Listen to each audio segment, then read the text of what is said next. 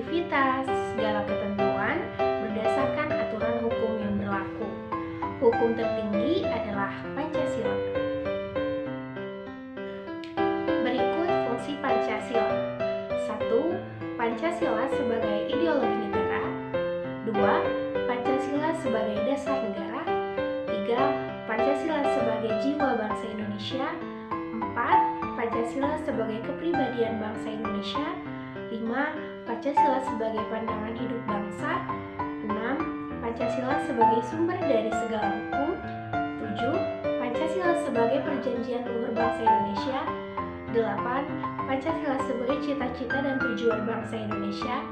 9. Pancasila sebagai falsafah hidup yang mempersatukan bangsa. Kali ini kita akan membahas fungsi Pancasila yang keenam, yaitu Pancasila sebagai sumber dari segala hukum. Dalam sebuah jurnal resmi program Pascasarjana Universitas Atmajaya Yogyakarta tentang Pancasila sebagai sumber segala sumber hukum dalam sistem hukum nasional oleh Faiz Yonas Boah, Pancasila termasuk sumber hukum yang bersifat material. Pancasila sebagai sumber hukum material ditentukan oleh muatan atau bobot materi yang terkandung dalam Pancasila. Setidaknya terdapat 3 kualitas materi Pancasila, yaitu 1. Muatan Pancasila merupakan muatan filosofis bangsa Indonesia. 2. Muatan Pancasila sebagai identitas hukum nasional. Dan 3. Pancasila tidak menentukan perintah, larangan, dan sanksi, melainkan hanya menentukan asas-asas fundamental bagi pembentukan hukum atau metajuris. Dalam kedudukannya sebagai ideologi bangsa Indonesia, Pancasila menjadi sumber dari segala sumber hukum.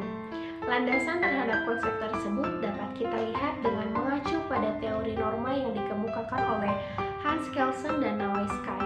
Teori tersebut bertajuk Die Staatsverordnung der Rechtsnormen. Di dalamnya dipaparkan tingkatan peraturan dalam suatu negara, yaitu 1.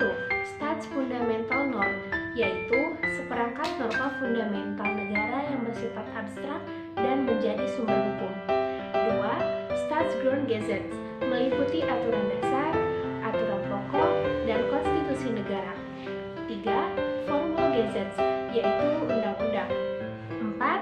Verordnung en Autonomiegesetze, yaitu aturan pelaksana peraturan pemerintah dan peraturan daerah. Berdasarkan teori Hans Kelsen dan Nawai Sky di atas, Pancasila dikategorikan ke dalam Staatsfundamental Norm. Hal tersebut pun kemudian ditetapkan dengan dokumentasi resmi kenegaraan berwujud undang-undang. Mengapa Pancasila tidak disebutkan dalam hierarki peraturan perundang-undangan seperti yang disebutkan dalam pasal 7 ayat 1 UU PPPU? Sebagaimana diketahui bahwa dalam pasal tersebut disebutkan bahwa jenis dan hierarki peraturan perundang-undangan di Indonesia terdiri atas A. Undang-Undang Dasar Negara Republik Indonesia tahun 1945. B. Ketetapan Majelis Permusyawaratan Rakyat. C. Undang-undang atau peraturan pemerintah pengganti undang-undang. D. Peraturan pemerintah. E. Peraturan presiden. F. Peraturan daerah provinsi. Dan G. Peraturan daerah kabupaten atau kota. Pancasila tidak disebutkan dalam urutan tersebut karena nilai-nilainya telah terkandung di dalam UUD 1945. Sementara menurut pasal 3 ayat 1 UU PPPU, UUD 1945 merupakan hukum dasar dalam peraturan perundang-undangan di Indonesia. Jika kembali merujuk kepada teori Hans Kelsen dan Nawai Sky, berarti dapat disimpulkan bahwa posisi Pancasila sebagai Staatsfundamental Norm berada di atas UUD 1945. Dengan demikian, Pancasila bukanlah dasar hukum dari peraturan perundang-undangan Indonesia, melainkan sumber dari segala sumber hukum, karena dasar hukum Indonesia adalah UUD 1945. Adapun fungsi Pancasila sebagai sumber segala sumber hukum mengandung arti bahwa Pancasila berkedudukan sebagai 1. Ideologi hukum Indonesia. 2. Kumpulan nilai-nilai yang harus berada di belakang keseluruhan hukum Indonesia. 3. Asas-asas yang harus diikuti sebagai petunjuk dalam mengadakan pilihan hukum di Indonesia. 4. keempat, sebagai suatu pernyataan dari nilai kejiwaan dan keinginan bangsa Indonesia juga dalam hukumnya. Makna Pancasila sebagai sumber dari segala sumber hukum sendiri dimaknai sebagai sumber dari suatu hukum. Hal ini meliputi nilai-nilai, kaidah, ataupun norma hukum. Sementara Pancasila merupakan refleksi dari seluruh nilai yang hidup, tumbuh, dan berkembang dalam kehidupan berbangsa dan bernegara di Indonesia.